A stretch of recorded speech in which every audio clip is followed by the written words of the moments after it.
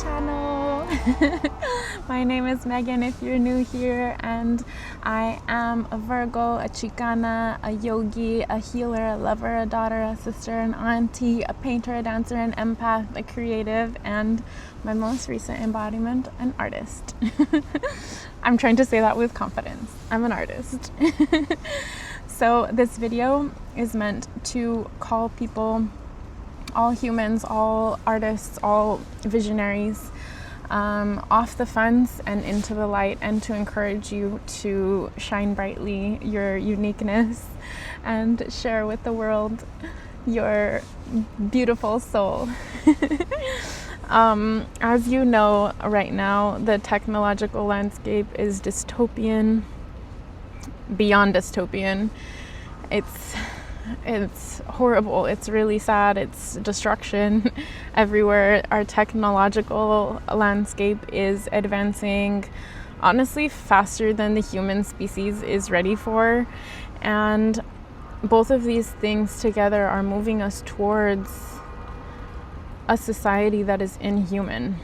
So this video is meant to call us to collectively take small steps towards centering humanity. Okay, let's step into the video. Let's get started.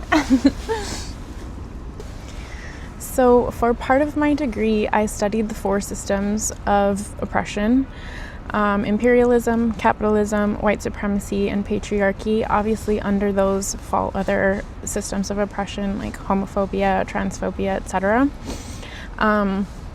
But we already know that these 4 systems of oppression work in conjunction with one another to systematically keep us essentially work obsessed, isolated, and the systems work in a way such that they tie our survival to work, our survival to owning land, for example. Question: can we own land? Can a human own land? And the negative impacts of these systems are catastrophic on our humanity.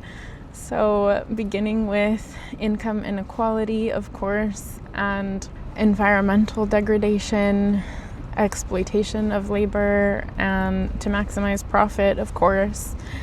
Social issues like commodifying healthcare, commodifying safety, commodifying housing, for example, which is safety.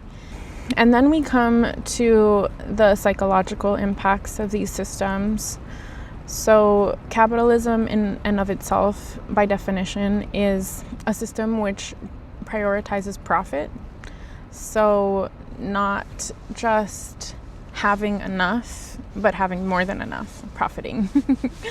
And this idea of not enoughness has seeped into our very psyches such that we now struggle with being satisfied, feeling like we have enough, feeling like we are enough. And no matter how much we have, we feel a sense of inadequacy, a constant feeling of dissatisfaction, and a constant feeling of a need for more.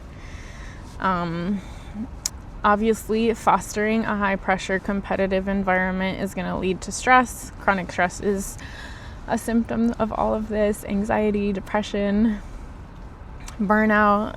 All of these things are psychological consequences of these negative systems. Also, we have extreme individualism and materialism, movements away from community, away from culture, away from nature. And capitalism's impact on art specifically. First of all, art and capitalism are like oil and water. They simply cannot go together, because art, number one, the heart and soul that you pour into your art can never be commodified. It simply cannot.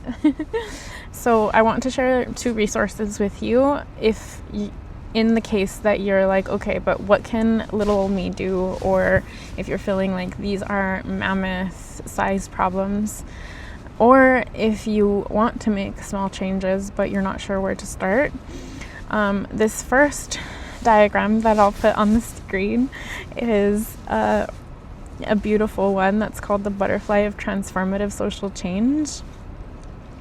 And in this one we have 4 different quadrants. On one side we have resist, and then from there it gives you sort of examples of what resist can look like: boycotts, marches, walkouts, general strike like the one we just had on January 30th, civil disobedience, all fall under this category of resistance in the top.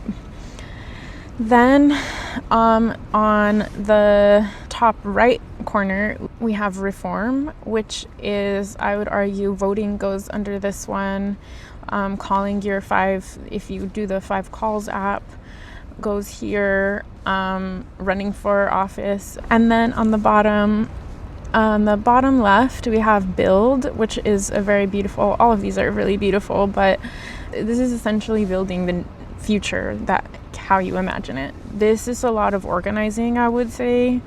So I'm thinking of already like coalition building, like black and brown coalitions that I've seen, for example, creating cooperatives, creating mutual aid societies, or platforms to donate to mutual aid. Then in the bottom right hand corner we have heal, and that one is me. If any of these like just really call to you, or you read them and you're like, yeah, I feel that. That's how I feel when I read the heal section, which says ritual, ceremony, therapy, storytelling, art, community building, prayer, music, dance, time in nature, holding vigils, meditation. So yeah, I think as a person who's a deep feeler, a deep thinker, any type of creating, writing, dancing, it just calls to me. So if any of these just like spark a light in you, I hopefully, I like to do small actions in all of them, but this quadrant in particular is just like my heart space.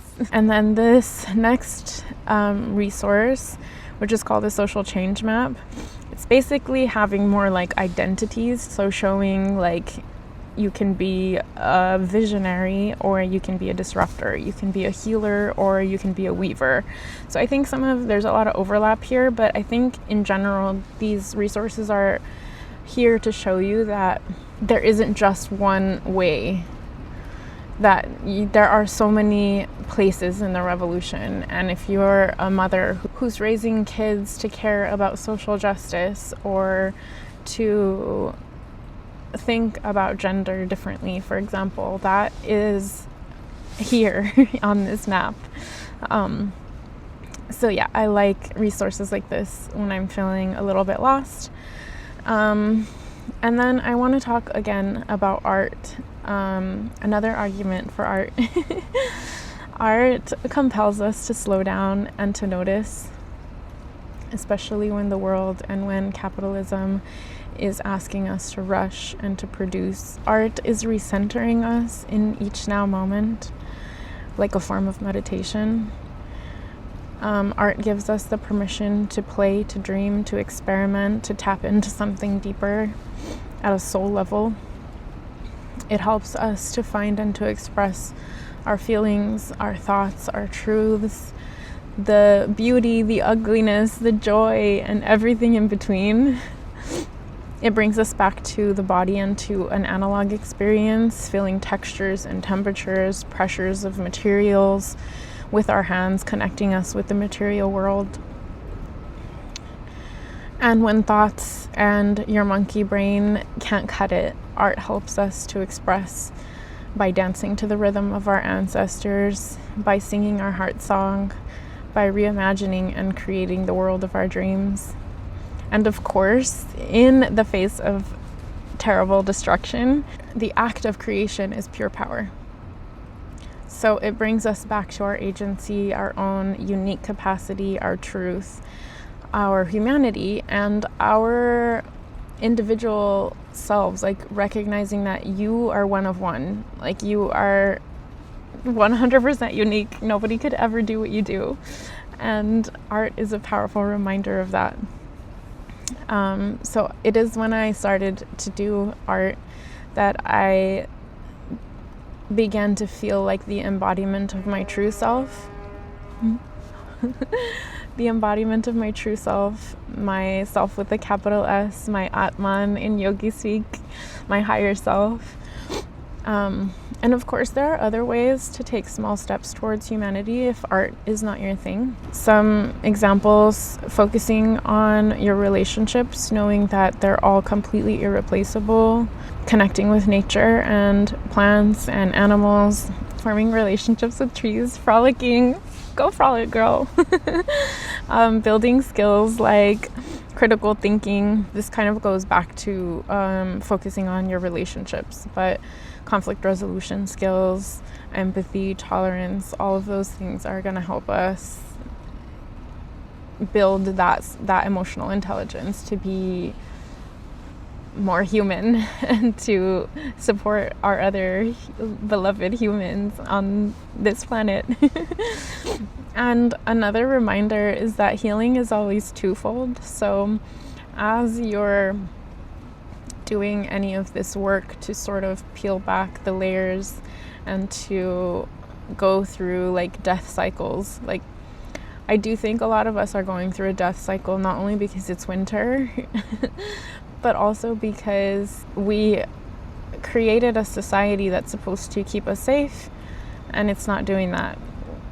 And those narratives that we might have had that are inherited have to die. Like the shedding of the skin of the snake. And so as you peel back the layers, as you find your deeper truth by expressing yourself, you're also going to, like, you realize that something else is under once you're peeling back the layers, or as something dies, something else can come to live. And that is the artist. That is the artist, that is the creator, that's the inner child that wants to sing and frolic and play and dance and be silly and make videos and dream of something better.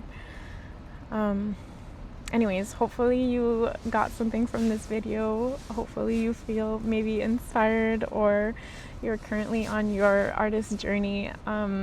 If I missed anything, please leave a comment below about what you're doing to take small steps towards a more human-centered life, creative life. So, okay.